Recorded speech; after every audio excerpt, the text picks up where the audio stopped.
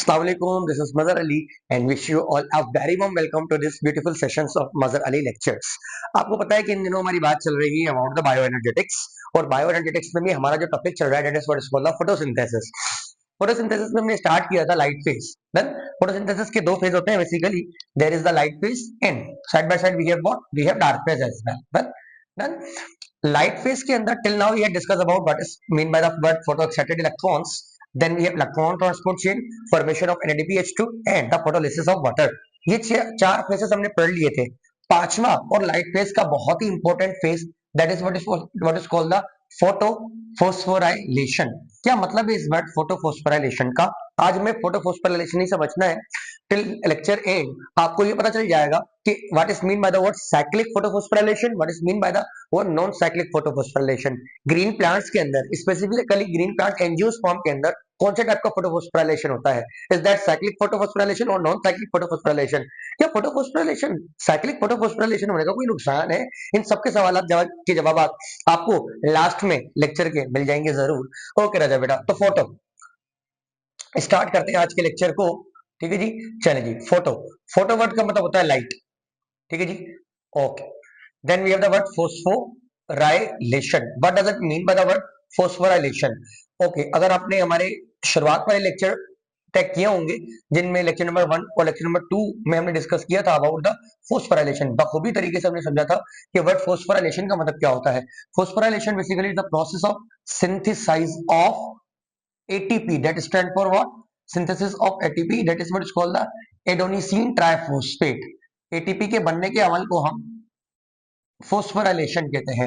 अगर ATP light की मौजूदगी में बन रहा है that process is known as photophosphorylation. देखिए क्या होगा जी। अगेन आप हमारी मास्टर डायग्राम की तरफ आते हैं जिसमें हमने ये देख लिया था कि जैसे ही लाइट फेज होगा तो लाइट फेज के रिजल्ट में हमारे पास हाइड्रोजन आइंस क्रिएट हो जाएंगी, बहुत सारी हाइड्रोजन आइन। ठीक है जी, क्रिएट हो जाएंगी इनसाइड द थैलाकॉइड मेम्ब्रेन। बहुत सारी हाइड्रोजन आयन क्रिएट हो जाएंगी इनसाइड द थैलाकॉइड मेम्ब्रेन। अच्छा राजा बेटा, इसके अलावा हमारे पास हाइड्रोजन आयन भी, हाइड्रोजन आयन स्ट्रोमा से भी आ रही है। ठीक है, ये वाली हाइड्रोजन आयन। ठीक है, ये वाली रेड से दिखा देते हैं आपको। सो थैलाकॉइड के अंदर भी हाइड्रोजन आयन क्रिएट हो रही हैं। ठीक है जी, और बाहर स्ट्रोमा से भी हाइड्रोजन आयन आ रहे हैं। इससे क्या होगा कि थैलाकॉइड के अंदर the concentration of hydrogen ion got increase. Concentration of hydrogen ion increases. ठीक है जी, थैलाकॉइड के अंदर concentration of hydrogen ion increase कर जाएगी और थैलाकॉइड के बाहर का जो स्पेस है that space is known as what? Stroma. ये वाला जो स्पेस है यहाँ हाइड्रोजन की, सॉरी, यहाँ हाइड्रोजन की कंसंट्रेशन बढ़ गई है, यहाँ इधर अंदर, यहाँ कम हो गई है। इसके अंदर हाइड्रोजन की कंसंट्रेशन बढ़ गई है और यहाँ हाइड्रोजन आयन कंसंट्रेशन कम हो गई है। अब क्या होगा? हाइड्रोजन अपनी हायर कंसंट्रेशन से मूव करेगा टूवर्ड्स द लोअर कंसंट्रेशन, लेकिन हाइड्रोजन अपने आप को बेयारो मददगार पाएंगे। यानी हाइड्रोजन के पास कोई सोर्स नहीं है बाहर जाने के लिए सिवाय, हाँ, किसी को भी नेचर जो है किसी को भी अकेला नहीं छोड़ती, तो इसी तरीके से उन्होंने हाइड्रोजन आयन को भी नहीं छोड़ा। उन्होंने हाइड्रोजन आयन के लिए एक जरिया रखा हुआ है, दैट जरिया is known as ATPase, ATP synthase. इस रास्ते को हम एटीपेज कहते हैं। Few words about the ATPase. ATPase which is also known as ATP synthase. ATPase, it's a very important enzyme located in the membranes of many structures. Okay raja beta, it's an enzyme which can synthesize what? ATP. It is also known as what? ATP synthase or the synthase. ATP synthase. Then it is loaded into the membranes. Membranes of what? Membranes of many structures. Okay राजा बेटा, it's located in the membrane of many structures.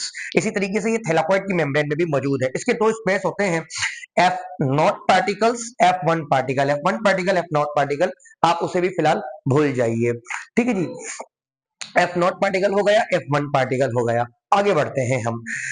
क्या होगा कि यही रास्ता है hydrogen के बाहर जाने का। अब हाइड्रोजन जो है ना वो यहां से होते हुए और बाहर को मूव करेंगे। ठीक है जी, जहां उनकी कंसंट्रेशन लोअर है अपनी हायर से लोअर की तरफ मूव करेंगे, अपनी हायर कंसंट्रेशन से लोअर की तरफ मूव करेंगे। ठीक है जी, जैसे ही हाइड्रोजन अपनी हायर कंसंट्रेशन से लोअर कंसंट्रेशन की तरफ मूव करेंगे ना, इनके मूव करने की वजह से वो थोड़ा रोटेट कर देंगे इसे। फिर दूसरा हाइड्रोजन जाएगा थोड़ा रोटेट कर देगा, तीसरा जाएगा इसको रोटेट कर देगा। एक हाइड्रोजन के मूव करने से ये एटीपेस रोटेट होगा, दूसरे हाइड्रोजन के मूव करने से रोटेट होगा, तीसरे के मूव करने से इतना रोटेट होगा कि ये इतनी एनर्जी सफिशिएंट एनर्जी बना लेगा कि ये इस काबिल होगा कि ये एडीपी और फॉस्फेट को कंबाइन करवाकर एटीपी बना ले। ठीक है राजा बेटा, क्या होगा इसके पास यहाँ पर एडीपी भी है और इसके बाद फॉर्चुनेटली कि इसके पास फॉस्फेट भी है, इन दोनों को ये कंबाइन करवाकर और एटीपी बना देगा। That way of synthesis of ATP, that way of synthesis of ATP in the presence of sunlight raja beta is known as ATP, that is what is called the photophosphorylation। इस process को हम photophosphorylation देखते हैं, एक बार फिर से समझते हैं।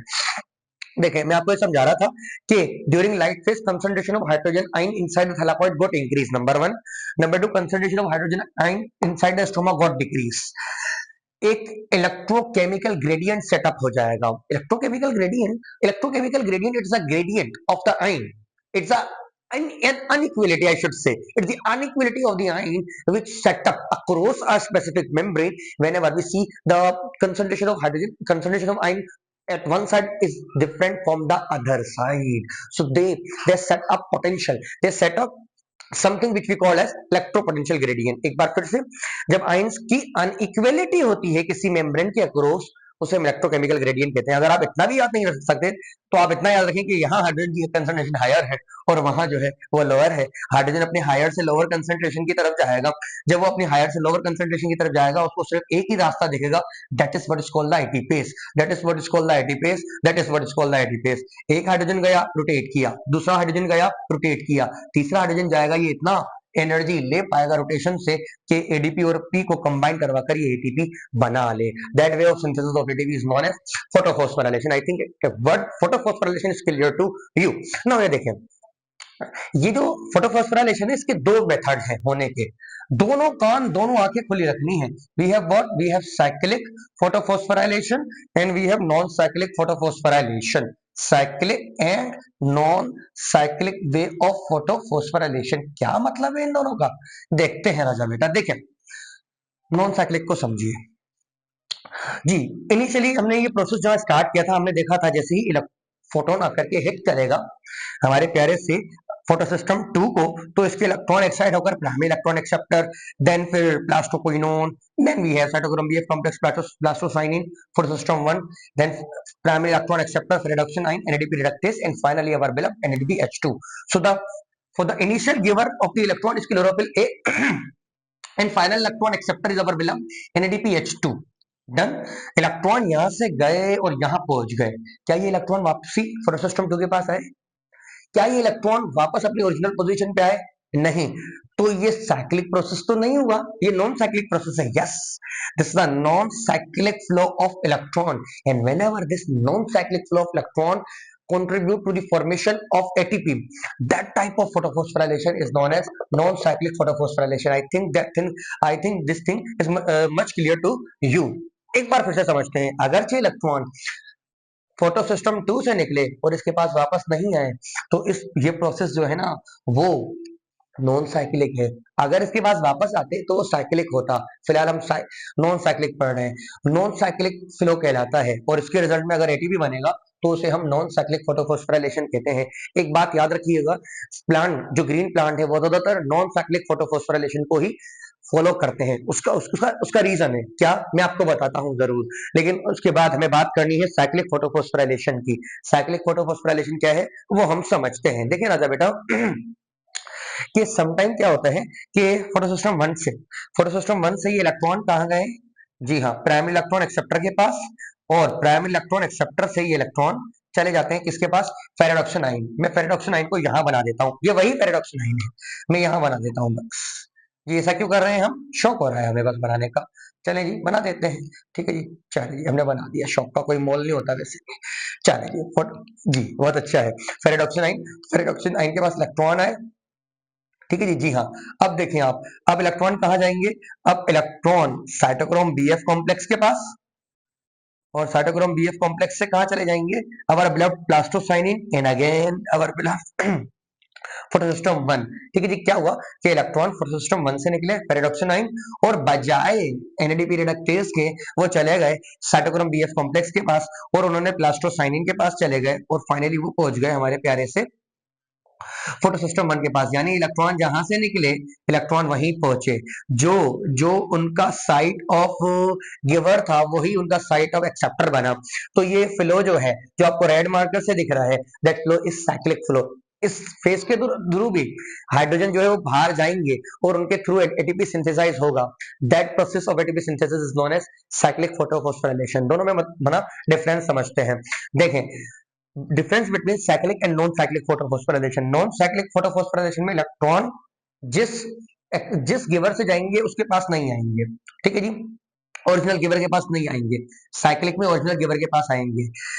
नॉन साइक्लिक के अंदर हमारे पास दो चीजें बनती हैं, एक तो हमारा प्यारा सा एटीपी और उसके साथ साथ NADPH2, यानी दो मेन इंपॉर्टेंट कंपोनेंट बनते हैं। ठीक है जी, there we have what, there we have photosphorylation as well as non cyclic there we have what, there we have photosphorylation as well as synthesis of NADPH2। In case of cyclic कोई NADPH2 नहीं मिलने वाला, सिर्फ और सिर्फ हमें ATP synthesise होकर मिलेगा। मोस्ट ऑफनली कौन सा प्रोसेस होगा, ये हमारा प्यारा सा non cyclic electron flow. Cyclic electron flow ये प्रोकैरियोटिक की प्रॉपर्टी है, ये ग्रीन प्लांट की प्रॉपर्टी नहीं है। ये नॉन सल्फर जो बैक्टीरिया होते हैं, हम पढ़ेंगे किंगडम प्रोकैरियोट तब हम देखेंगे, मैं आपको बताऊंगा। There were the sulphur containing bacteria and there is non sulphur bacteria as well. जो सल्फर कंटेनिंग बैक्टीरिया है उनकी प्रॉपर्टी है, ये ग्रीन प्लांट की प्रॉपर्टी नहीं है। हमारी बुक में दिया गया है, दैट्स व्हाई हम पढ़ रहे हैं। Some plant by mutation by chance उनमें ये सिर्फ और सिर्फ साइक्लिक इलेक्ट्रॉन फ्लो होता है। ठीक है राजा बेटा, उनकी भी बात हम करेंगे जरूर, पर आप याद रखिए कि मोस्ट ऑफ प्लांट में non cyclic flow of electron होता है, लेकिन सम टाइम कुछ प्लांट म्यूटेशन गेट कर ले तो उनमें भी साइक्लिक इलेक्ट्रॉन फ्लो हो सकता है। प्रोकैरियोट में साइक्लिक इलेक्ट्रॉन फ्लो होता है, क्यों? क्योंकि उनके पास सिस्टम ही एक है, दो फोटो सिस्टम ही नहीं है उनके पास। जी हाँ, उनके पास समटाइम क्या होता है कि एक ही फोटो सिस्टम होता है, whether it is photo system 2 और फोटो सिस्टम 1, एक ही फोटो सिस्टम होगा। डेट्स उनके पास मजबूरी है, जहां से इलेक्ट्रॉन जाएंगे वहीं इलेक्ट्रॉन आएंगे। थोड़ा इन पर सोचिएगा। ठीक है जी, जो सवाल हो आप जरूर कमेंट सेक्शन में पूछिएगा। आई होप आपको चीजें समझ में आई होंगी। तो आज हमने पढ़ाई क्या है, सिर्फ आज हमने फोटोफॉस्फोराइलेशन समझा है और अब मैं आपसे इजाजत चाहूंगा। अब आपसे मुलाकात होगी नेक्स्ट लेक्चर में। टिल देन अल्लाह हाफिज।